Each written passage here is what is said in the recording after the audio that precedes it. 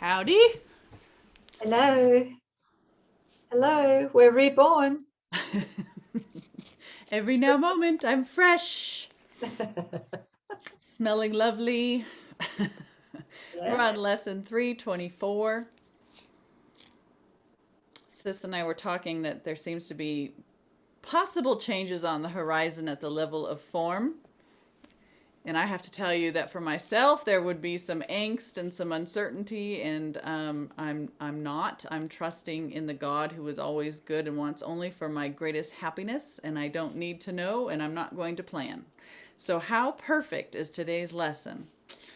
Thank you, Brother Jesus. I merely follow, for I would not lead, because Lord knows when I lead, it's not good. I'm on Me a seek. too. I'm on a seek and don't find mission, and it will backfire. So, keeping my hands off the wheel and taking my seat in the child seat in the passenger side. Good. You And better move over because that's where I am. we'll have the twins, the double seat. I think we're going to have multiple seats because we've got Yes. our family with us. Yes. We'll take our sippy cups and our dollies, and we'll sit there and we'll just look out the window and enjoy the view as it passes by. That's it. All right. So this is for all of us, and let's go. I merely follow, for I would not lead. Father, you are the one who gave the plan for my salvation to me. You have set the way I am to go, the role to take, and every step in my appointed path. I cannot lose the way. I can but choose to wander off a while and then return. Your loving voice will always call me back and guide my feet aright. My brothers all can follow in the way I lead them, yet I merely follow in the way to you, as you direct me and would have me go. So let us follow one who knows the way. We need not tarry, and we cannot stray except an instant from his loving hand. We walk together, for we follow him, and it is he who makes the ending sure and guarantees a safe returning home. Beautiful. I love that. All who follow him are walking together, all led by the same loving hand to the same place. A safe passage home. Right. And that's why, literally, we can place the future in the hands of God. Completely. Right. And something that stood out for me as you were reading, sis, was in paragraph 1, line number 2. Yes. Yeah. Yeah. He says this. He says, you have, meaning Father, right? Father, you have set the way I am to go, the role to take, and every step in my appointed path. I cannot lose the way. Yeah. I mean, he's very specific here. It's the first time I've really seen it. He says here that he has already set the way that we are to go and the role that we are to take and every step that in our appointed path, and that we can't possibly lose our way. I mean, how big is that? Right? Yeah. I mean, the only thing we can do is we can choose to waste, well, time. Yeah. Right. In other words, we can choose to take a detour, which is what we often do, which can be also repurposed by Holy Spirit. Yes. Hey, there's nothing to feel guilty about. We take detours all the time. That's how we learn. We learn the blinding contrast Yes. between those detours that we take, we think we can manage it on our Yes. own without him. And those times where we come back under his wing and we go vertical, so to That's right. speak, right? Yes. And he, Jesus does say in the course, and I can't remember exactly where, but the the the line or the passage is, time can waste as well as be wasted. Mm-hmm. Yeah. That's the only thing, Yep. right? And sometimes I've felt very very much like time has taken its toll. Mm-hmm. Yeah. Right. Yeah. It depends on how we're interpreting it, but it would seem like it was a lot of waste. But then when I look back, I'm recognizing, well, that, everything interlocked to bring me to this now moment. And I'm grateful, as I look back. And sometimes when I'm doing the exercises that we're pointing you to, when you do them later on again, you're like, wow, I am so not where I was. And so you can see how everything was divinely perfect, right? Even the seeming detours. But eventually, I have to giggle because he says, I can but choose to wander off a while and then return. So, I mean, the prodigal son journey is the blueprint. We will always return.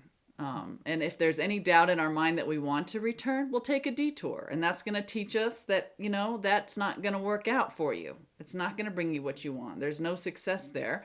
And we come back. Better for having learned through contrast, learning what we don't want. So now that we're more focused and our desire is purer, to not wander. Maybe we won't wander as long next time in the dream of time. Yeah, so I'm ready. Like I've had God answer a prayer about location and function and finance, so many times now that this morning there was, something from the landlord and it was like, oh my gosh, that was the first thought. And then the next one was, better by now. You just have too much in the bank, so to speak, to doubt. In the spiritual bank. Yes, spiritual bank. And doubt is a waste of time. Doubt leaves my mind locked away from hearing his guidance and it goes nowhere. It feeds nothing but fuels an ego and a me that never existed. So where do you stand moment to moment? We're making that choice. So I merely follow, for I would not lead. I don't want a roundabout. I want the most direct path home. Will you join me there? Thank you. Yes. Join in the certainty of the one who knows, who gave the plan. Yeah. I had a note here to ask, are we making the time or room or space for that guidance? Because now I think on this journey, we educate the self, the mythical self out of itself, and there's just one practice to do, and that is to listen for the voice for our right mind, which is the Holy Spirit, which will not come while we cover over the day with distractions and being busy and worrying or planning, right? So how are you going with giving over that time to him, to be still, giving audience to the one who knows, so you can know the plan to take? Just some self-inquiry. Yeah, very good, sis, because it requires us being still within and really feeling that guidance, because sometimes it's not a voice. Most times it's not a voice, it's a feeling. Right. Yeah, that comes through. But unfortunately, that's not going to happen while we're busy, distracted, Right. leading instead of following. That's it. Thank you. Anything else? Not that I can think of. Yeah. Thank you. Did I ever mention that thing about the child in the child seat to this audience, to this family? I don't know if I did or not, but I remember being on the freeway late for something, and my daughter was in the car seat next to me in the passenger seat, and I was freaked out, trying to figure out where to go. And the voice came in, just look at your daughter. And I turned and looked at her, and she had her favorite stuffed animal in her hand and her finger in her mouth, and she was looking out the window, and she was completely calm. Totally at peace in trusting that she would end up wherever we were going and that I was taking care of her, that she'd end up back at home with her dinner, in her bed, with her doll. There was just zero concern. And it was back, this was back in my California days. And so the lesson for me was coming to trusting the way that she trusted in me, trusting in God.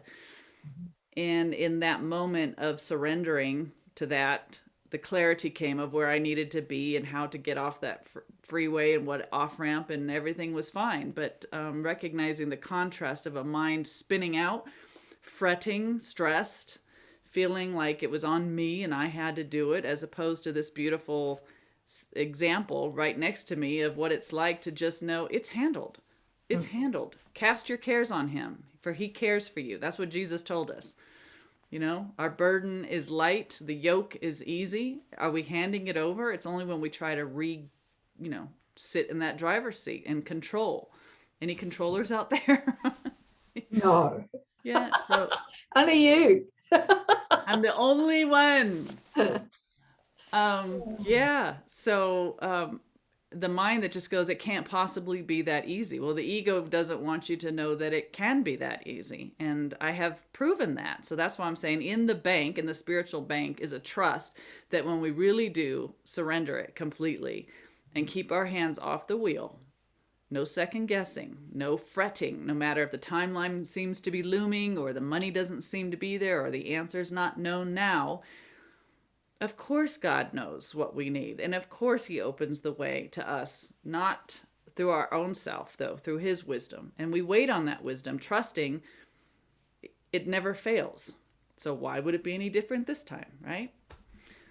So and it's a beautiful way to live your life. It's the only way to live your life. And I don't know, maybe that analogy or that visual might help somebody right now. Very helpful. Thank you, sis.